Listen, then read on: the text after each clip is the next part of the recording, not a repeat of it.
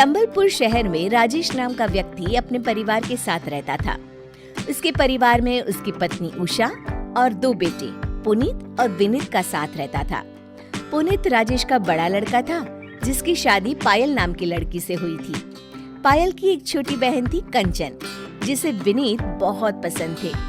विनीत को भी कंचन बहुत पसंद थी।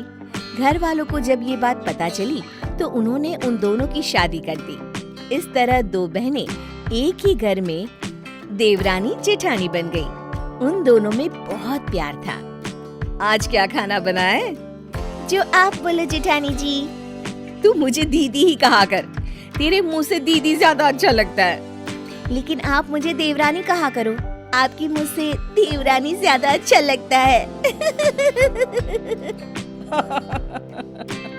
उषा उन दोनों का प्यार देखकर बहुत खुश होती है। एक दिन विनीत घर में सबको एक साथ बुलाता है। क्या हुआ विनीत? मैंने एक फैसला किया है कि मैं नौकरी छोड़कर अपना बिजनेस स्टार्ट करना चाहता हूँ। बिजनेस? पर बेटा तेरी नौकरी तो सही चल रही थी, फिर अचानक से बिजनेस करने का ख्याल क्यों? हाँ, और पता नहीं कितना रिस्क है बिजनेस में। शादी हो गई है तुम्हारी, कंचन का तो ख्याल करो। आप लोग कुछ भी कहो, मैंने फैसला कर लिया है बस। कंचन इस फैसले से परेशान होती है, पर पायल उसे समझाती है। देखो ना दीदी, सब मना कर रहे हैं, फिर भी इनके सर पर तो बिजनेस करने का भूत सवार है। अच्छी खासी नौकरी छोड़कर कौन इस चक्कर में पड़ता है? देख कंचन, विनीत को सब मना कर रहे हैं, मैं जानती हूँ, पर उसने भी तो कुछ सोच समझ कर ही ये फैसला लिया होगा ना। तू उसकी पत्नी है, तुझे उसका साथ देना चाहिए। आप सही कह रही हो दी, मुझे उनका साथ देना चाहिए। विनीत अपनी नौकरी छोड़कर बिजनेस में लग जाता है। वो दिन रात बहुत मेहनत करता है और 1 साल के अंदर ही उसे मुनाफा होना शुरू हो जाता है। पुनीत को विनीत की तरक्की से जलन हो रही होती है। माँ पापा जल्दी आओ, देखो मैं घर के लिए नए सोफे ले आया हूँ और टीवी भी लाया हूँ। पुराने वाले कितने गंदे हो गए हैं ना। अरे वाह, जीता रे बेटा, खूब तरक्की कर।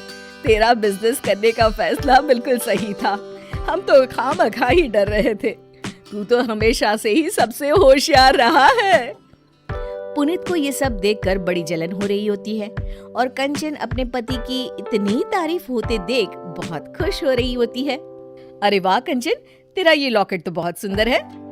हाँ, सोने का है, इन्होंने दिया है, मुझे तो यकीन ही नहीं हो रहा। आपको कभी पुनीत भैया ने इतना महंगा तोहफा दिया है दी? देंगे भी कैसे, नौकरी में बचता ही क्या है। पायल कंचन की बात से बहुत दुखी हो जाती है। उसको कंचन का ये बर्ताव बिल्कुल भी अच्छा नहीं लग रहा होता। उसे ये देखकर बहुत तकलीफ होती है कि उसकी सगी बहन उसके सामने पैसों का दिखावा कर रही है। विनीत भी अपनी कामयाबी में इतना खो जाता है कि घर की जिम्मेदारी पर उसका ध्यान ही नहीं होता। पुनीत को ये सब देखकर बहुत गुस्सा आता है। तुझसे मैंने कहा था कि पापा का चेकअप कराना है, क्यों नहीं लेके गया? भैया, मैंने पापा को पैसे दे दिए थे, आप ले जाते। मुझे बहुत काम होता है, आप तो जानते ही हो। तू कहना क्या चाहता है कि मुझे कोई काम नहीं है? नहीं भैया, नौकरी में तो छुट्टी मिल ही जाती है ना। वैसे आप चाहे तो अभी भी ले जा सकते हैं, मेरी कार लेकर जाइए ना। देख, अपने पैसों का दिखावा मेरे सामने मत करियो, समझा? कंचन ये सब सुन रही होती है और बीच में बोल पड़ती है। भैया, आप इस तरह से इनसे बात नहीं कर सकते, समझे? सच तो ये है कि आप इनकी कामयाबी से जलते हैं। कंचन, ये किस तरह से बात कर रही है तू? हम क्यों जलेंगे? उल्टा तू ही अपने पति के पैसों का दिखावा करती रहती है हर वक्त। राजेश और उषा अपने घर में इतना कलेश होता देख बहुत दुखी हो जाते हैं। राजेश अपने कमरे में चला जाता है। सुनिए, आप चिंता मत कीजिए, सब ठीक हो जाएगा। राजेश अचानक से बेहोश हो जाता है। उषा रोने लगती है और अपने कमरे से सबको आवाज लगाती है। सब तुरंत ही राजेश को हॉस्पिटल लेके जाते हैं। इनका बीपी चेकअप करने के लिए कहा था मैंने आपको पिछले महीने, क्यों नहीं लेके आए आप लोग? अब कैसा है पापा? अभी बेहतर है, आप इन्हें घर लेके जा सकते हैं। डॉक्टर वहाँ से चला जाता है। आज तुम सबकी वजह से इनकी ये हालत है। तुम लोगों में इतना कलेश देखकर कितने परेशान रहते हैं पता भी है, पर तुम लोगों को तो हमारी परवाह ही कहाँ है। उषा की बात सुनकर सबको अपनी गलती का एहसास होता है। हमें माफ कर दीजिए मम्मी।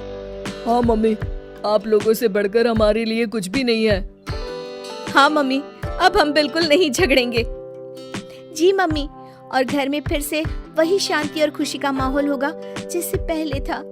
राजेश घर आता है और सब उससे भी माफी मांगते हैं और एक बार फिर से घर में शांति और खुशी लौट आते हैं।